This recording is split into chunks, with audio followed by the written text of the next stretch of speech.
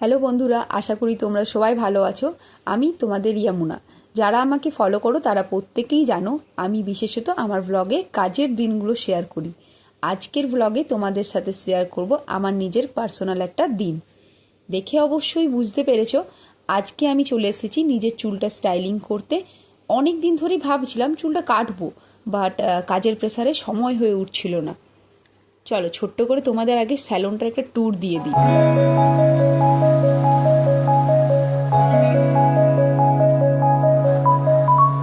তাই চলে এলাম আহেড, এই ইউনিসেক্স স্যালন। গত 3 বছর ধরে আমি দুর্গাপুরে এসেছি কাজের সূত্রে, তো তখন থেকে আমি আহেডে চুল কেটে থাকি। যারা আহেডের সার্ভিস নিয়ে থাকো তারা অবশ্যই কমেন্টে জানিও তোমাদের সার্ভিস কেমন লাগে। প্রথমে ওরা আমার হেয়ারটা ভালো করে ওয়াশ করে স্ক্যাল্পটা পুরো ক্লিন করে দিল। যেহেতু আমি বাইকে খুব ঘুরে থাকি তার জন্য আমার স্ক্যাল্পে খুব নোংরা হয়ে থাকে। একদিন পরপর শ্যাম্পু করলো আমার মাথা কিন্তু পুরো কালি হয়ে যায়। হ্যাঁ, সাথে ওরা ছোট্ট করে একটা হেড ম্যাসাজও কিন্তু ইনক্লুড করেছিল।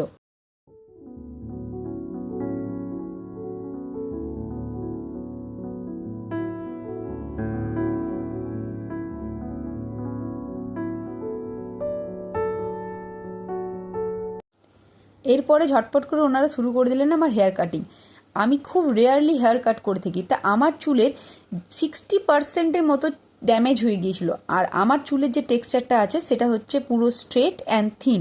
তো ওনারা আমাকে সাজেস্ট করেছিলেন যে লেয়ার কাট দিতে, তাহলে এটা ফেসে একটা বাউন্স ক্রিয়েট করবে। আমার যে স্ট্রেটনেসটা আছে চুলের মধ্যে সেটাও অনেকটা বোঝা যাবে না এবং দেখতে খুব সুন্দর লাগবে। তা আমি ওনাদের সাজেস্ট অনুযায়ী আমার চুলে কিন্তু হেয়ার কাটই করেছি এবং আমার যে ড্যামেজ পোর্শনটা ছিল সেটাকে আমি পুরোপুরি কেটে ফেলেছি। যেহেতু আমার যে ওয়ার্ক শিডিউল থাকে সেখানে বেশিরভাগ সময়টাই আমাকে বাইকে পলিউশনের মধ্যেই থাকতে হয়, ওপেন হেয়ারে থাকতে হয়। তো সেখানে আমার পক্ষে এত লম্বা চুলকে মেনটেন করা বা হেয়ার কেয়ার করা আমার পক্ষে ঠিক হয়ে ওঠে না। এবার থেকে আমি ঠিক করেছি কাজের দিনগুলোর ব্লগ তো আমি দিচ্ছি, তার সাথে সাথে তুলে ধরবো আমার পার্সোনাল অ্যাক্টিভিটির কিছু মুহূর্ত।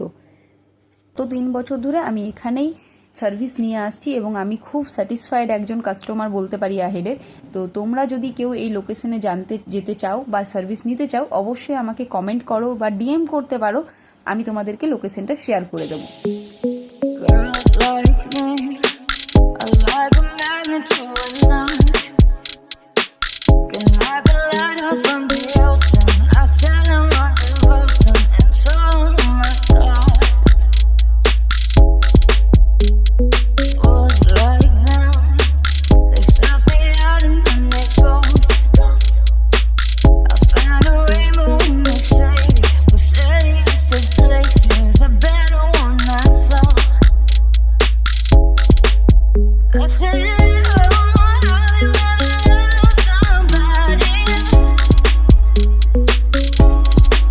আমার নিউ হেয়ার স্টাইলিংটা তোমাদের কেমন লাগলো কমেন্টে কিন্তু জানাতে ভুলো না। আমি তোমাদের কমেন্টের অপেক্ষায় থাকবো। আমি তো নিজে খুব খুশি, তোমরা অবশ্যই সেটা আমার ফেসে দেখতে পাচ্ছ। আজকের জন্য এটুকুই, দেখা হচ্ছে পরের ব্লগে।